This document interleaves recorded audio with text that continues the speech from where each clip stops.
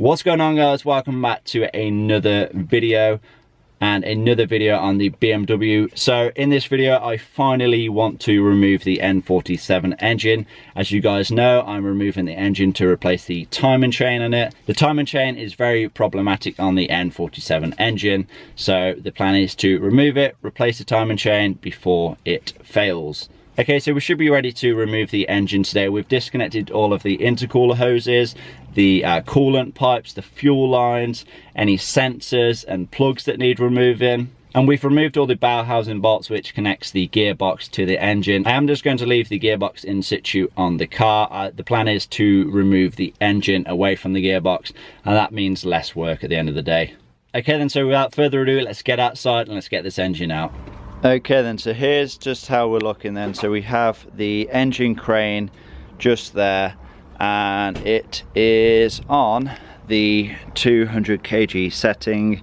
Now personally I think this engine weighs 200 to 300 kg. Obviously we have taken some bits off, so I'm hoping that it's going to be alright on the 200 kg. Obviously we wouldn't be able to put it on the 300 kg because then we wouldn't have the extra length, and there's not really much else we can take off because we've taken the front bumper off, we've taken the crash bar off.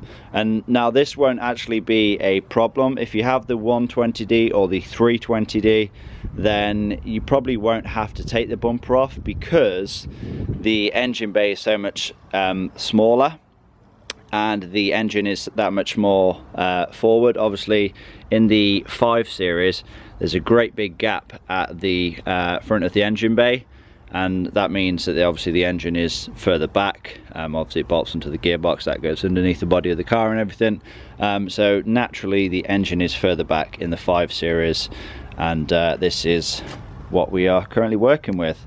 Now how it is attached: we have a hook on the engine crane, and we have a strap that's doubled up, and that goes through these little hooks here, and then they just attach onto the factory engine hoist points. So there's one at the front, one at the front and one at the back, and that means that the engine should then lift up nice and steady.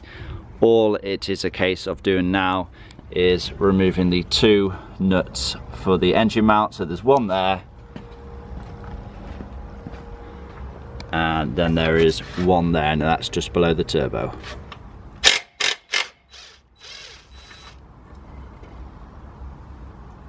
one side.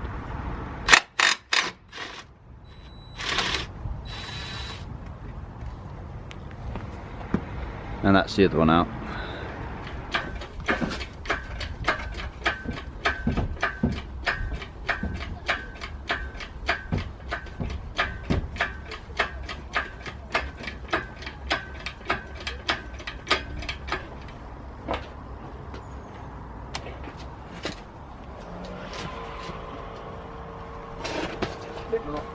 Enough?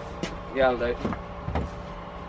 Okay then, so the engine is out. It's in the garage now, still on the engine crane, but I've actually supported the bottom with a workbench. It's not taking much of the weight, but you know, it's just a case of if this fails, and it can't really fall very far.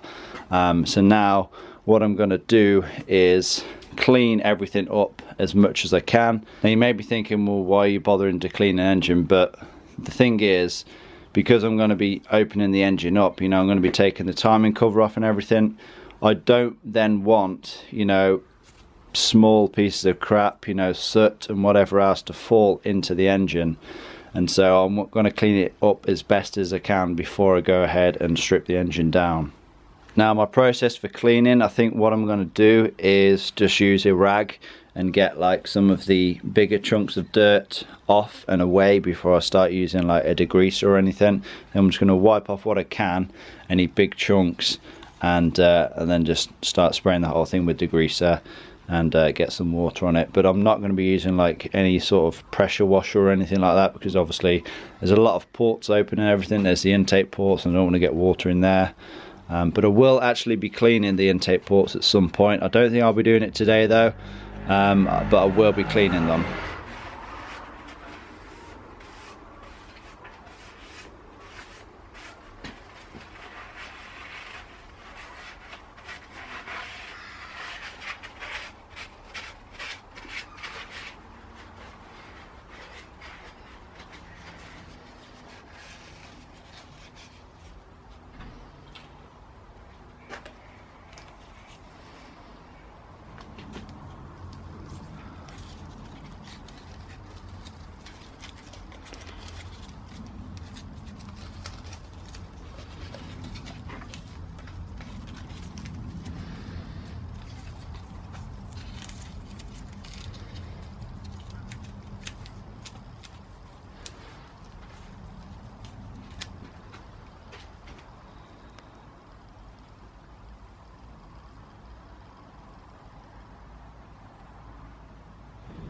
Okay then, so now that most of the big chunks have been removed and I've taped up some sensors and the high pressure fuel pump, I think now what I'm going to do is just coat the whole thing in degreaser and then just let it sit.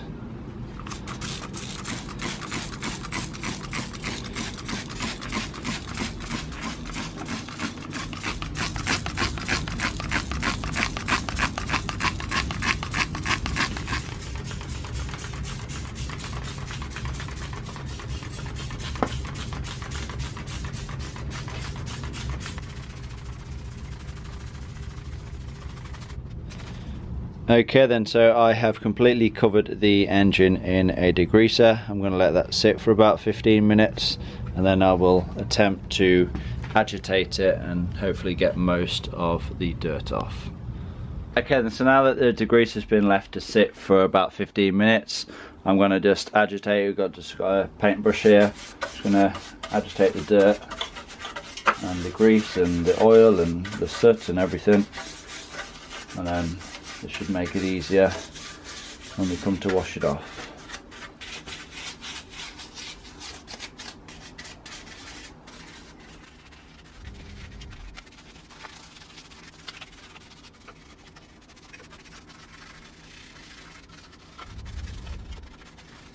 Okay then, so now that I've agitated the dirt with a brush, I'm now just going to go ahead and just spray some straight up warm water, and then we'll just wipe it off with a rag then.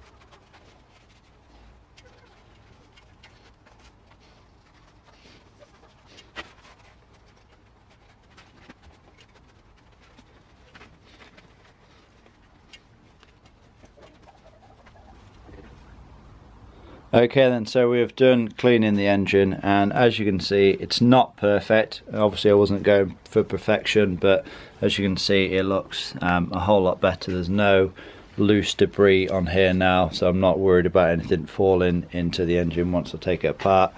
But yeah, just looks so much better, and yeah, a lot more presentable now as well. Okay then, so I'm going to wrap this video up here. We have removed the engine from the car, which was obviously the main job to do today. We've got it in the garage and we've cleaned it down, so now it's just going to be a case of dismantling it and taking you know, what we can off the engine and what we need to before we go ahead and access the timing chains. So yeah, I want to thank you guys for watching. Please give this video a like, leave a comment down below, subscribe if you haven't already done so, because I've got so many more videos left to come, as you can imagine, and I'll see you guys in that next video. Peace.